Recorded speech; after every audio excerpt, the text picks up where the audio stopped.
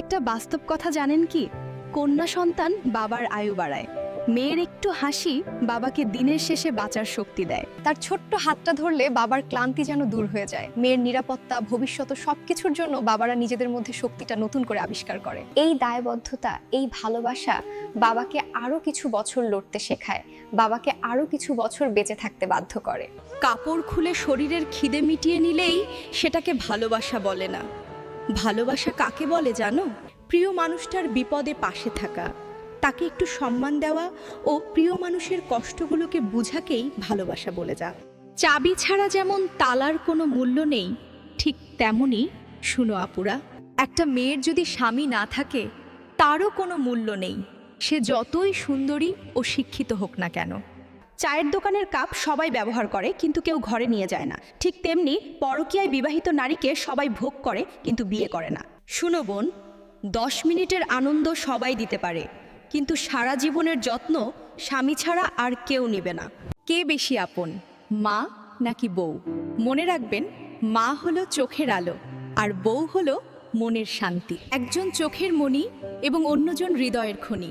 যে যার জায়গা থেকে সব থেকে বেশি আপন, কারো সাথে কারো তুলনা হয় না।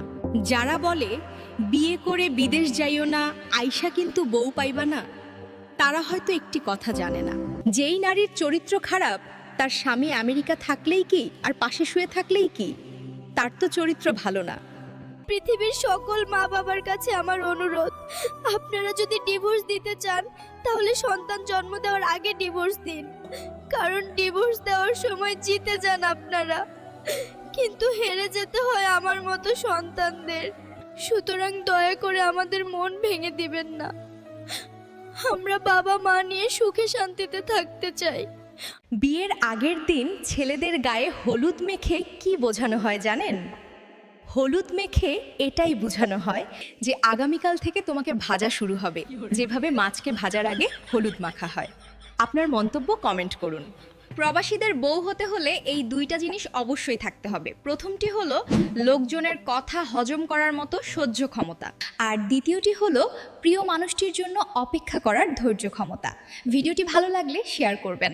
বউকে হতে হবে কাস্টমার কেয়ারের মতো ধৈর্যশীল।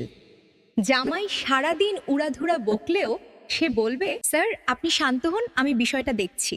আমি কি ঠিক কথা বললাম নাকি উল্টোটা বললাম? কমেন্ট করুন। বিয়ের আগের দিন তো ছেলেদের গায়ে হলুদ মাখিয়ে ভাজার জন্য তৈরি করা হয়। সবাই জানতে চেয়েছেন মেয়েদের কি করা হয়, চলুন জেনে নেই।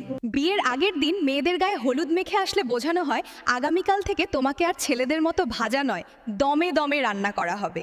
যেভাবে বিরিয়ানি রান্না করার আগে হলুদ দিয়ে হালকা রং করে নেয়, তেমনি বিয়ের আগে তোমাকেও রং করিয়ে বুঝিয়ে দেওয়া হয়। কাল থেকে তোমাকে দম দিয়ে, ধৈর্য দিয়ে আর হাজারো নিয়ম মেনে স্লো কুক করা হবে। কি ঠিক বললাম তো? হে ঈশ্বর, এখন যে আমার ভিডিওটা দেখছে সে যেখানেই থাকুক না কেন, তাকে তুমি রক্ষা করো হে ঈশ্বর। সব সময় তার পরিবারকে ও তার প্রিয়জনদের তুমি ভালো রেখো, সুস্থ রেখো।